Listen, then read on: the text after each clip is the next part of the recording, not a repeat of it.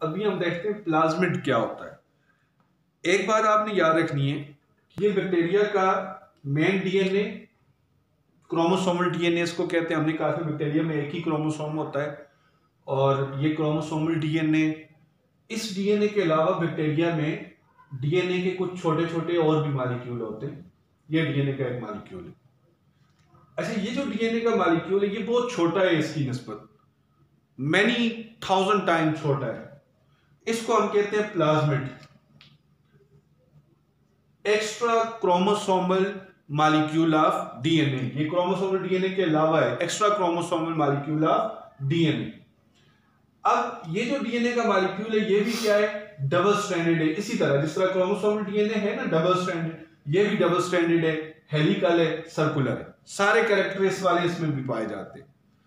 लेकिन ये जो डीएनए, आपको पता है ना, जो डीएनए होता है क्रोमोसोमल डीएनए, जाहिर इसके ऊपर जीन होते हैं, इसका डिफरेंट पार्ट इस डीएनए का डिफरेंट प्रोटीन बनाता है और वो प्रोटीन एंजाइम्स होते हैं या कुछ स्ट्रक्चर प्रोटीन होती हैं, वो बैक्टीरिया में किस में हेल्प करती हैं, ग्रोथ में, बैक्टीरिया की डिवीजन में हेल्प करती हैं। ग्रोथ मीन बैक्टीरिया की सेल डिवीजन, और मेटाबॉलिज्म, मेटाबॉलिज्म मीन जितने भी केमिकल प्रोसेस हो रहे होते हैं, कैटाबॉलिज्म, एनाबॉलिज्म, जो कुछ भी हो रहा होता है यहाँ पे, उसमें हेल्प करते हैं ये एंजाइम जो इसके क्रोमोसोमल डीएनए बनाता है। अच्छा जी, अगर बैक्टीरिया के जो डीएनए, क्रोमोसोमल डीएनए, वो इसकी ग्रोथ में भी हेल्प करता है, बैक्टीरिया की सेल डिवीजन में भी, और बैक्टीरिया के अंदर जितने भी केमिकल प्रोसेस होते हैं उनमें भी हेल्प करता है, तो फिर ये डीएनए जो है इसके ऊपर कौन से जीन होंगे जिसको हम प्लाज्मिड कह रहे हैं, ये क्यों होता है बैक्टीरिया में? अच्छा, ये जो प्लाज्मिड होता है ना, प्लाज्मिड की भी डिफरेंट टाइप होती हैं और इन पे डिफरेंट टाइप्स के जीन होते हैं। ये जीन बैक्टीरिया को कुछ एडिशनल कैरेक्टर देते हैं, इसीलिए हम कहते हैं कि इनके ऊपर जो जीन होते हैं वो जीन बैक्टीरिया की ग्रोथ और मेटाबॉलिज्म के लिए रिक्वायर्ड नहीं होते, वो बैक्टीरिया को कोई एडिशनल कैरेक्टर देते हैं।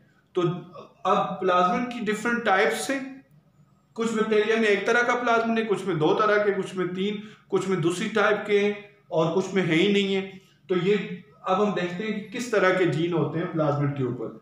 अच्छा बच्चे, प्लाज्मिड के ऊपर, कुछ प्लाज्मिड के ऊपर ड्रग रेजिस्टेंट जीन होते हैं। अब ड्रग रेजिस्टेंट जीन, मैं आपको एक एग्जांपल बताता हूँ। जैसे ये प्लाज्मिड है, इसमें हम कहते हैं टेट्रासाइक्लिन रेजिस्टेंट जीन है। कौन सा? Tetracycline resistant gene. तो अब इससे क्या होगा कि ये एक ऐसी प्रोटीन बना रहा है कि जब हम इस बैक्टीरिया को किल करने के लिए एक एंटीबायोटिक है टेट्रासाइक्लिन, तो टेट्रासाइक्लिन देंगे, टेट्रासाइक्लिन इस बैक्टीरिया में इंटर होगी, तो आगे इसने कोई ऐसा केमिकल बनाया होगा जो टेट्रासाइक्लिन को क्लीव कर देगा, तोड़ देगा, तो फिर टेट्रासाइक्लिन इस बैक्टीरिया को किल नहीं कर सकेगी। बात समझ गए? तो इसलिए ये बैक्टीरिया क्या हो गया, ड्रग रेजिस्टेंट हो गया। किस ड्रग से? जिस ड्रग के लिए रेजिस्टेंट जीन इसके पास मौजूद है। तो अब इस बैक्टीरिया को किल करने के लिए कोई और एंटीबायोटिक यूज करना पड़ेगी। ये एक एडिशनल कैरेक्टर दे दिया प्लाज्मिड के डीएनए ने। अच्छा, इसी तरह हैवी मेटल। अच्छा बच्चे, जैसे सिल्वर है, सिल्वर को हम अक्सर यूज करते हैं, बैक्टीरिया के ऊपर डालते हैं, तो सिल्वर आयन जो होते हैं वो बैक्टीरिया को किल कर देते हैं। तो अगर कुछ बैक्टीरिया के पास ऐसा प्लाज्मिड हो जिसके ऊपर हैवी मेटल मेटाबॉलिज्म या हैवी मेटल रेजिस्टेंट जीन हो, और ये कोई ऐसी प्रोटीन बनाएगा जो प्रोटीन सिल्वर या किसी भी और हैवी मेटल को क्या करेगी, उसको बैक्टीरिया के ऊपर उसके इफेक्ट को मिनिमाइज कर देगी, उससे बचा लेगी बैक्टीरिया को। तो ये हैवी मेटल रेजिस्टेंट जीन आ गया। इसी तरह बच्चे, कोई डिजीज के जीन होते हैं, जैसे एस्चेरिचिया कोलाई की कुछ स्ट्रेन्स जो है वो डायरिया काज करती हैं, तो कुछ प्लाज्मिड के ऊपर ऐसे जीन होते हैं जो ऐसी कोई चीज बना देते हैं, जिस टॉक्सिन बना देते हैं जिससे जिस होस्ट के अंदर वो बैक्टीरिया पाया जाता है उसमें कोई डिजीज लग जाती है।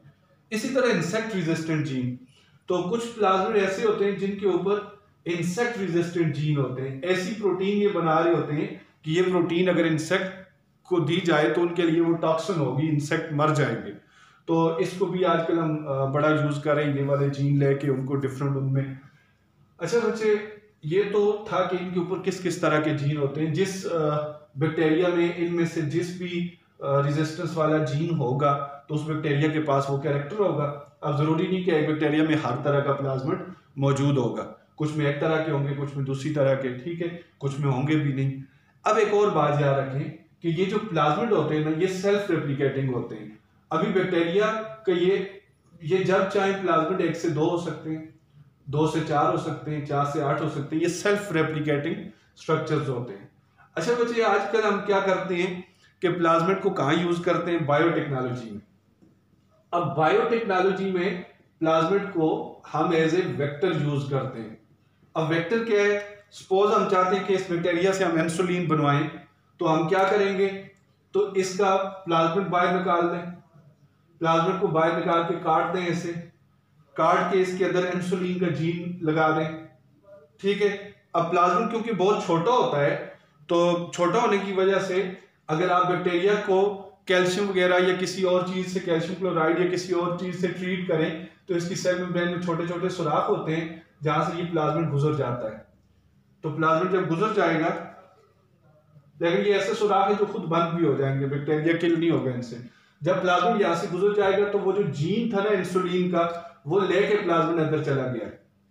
जब प्लाज्मिड अंदर जाके क्या करेगा?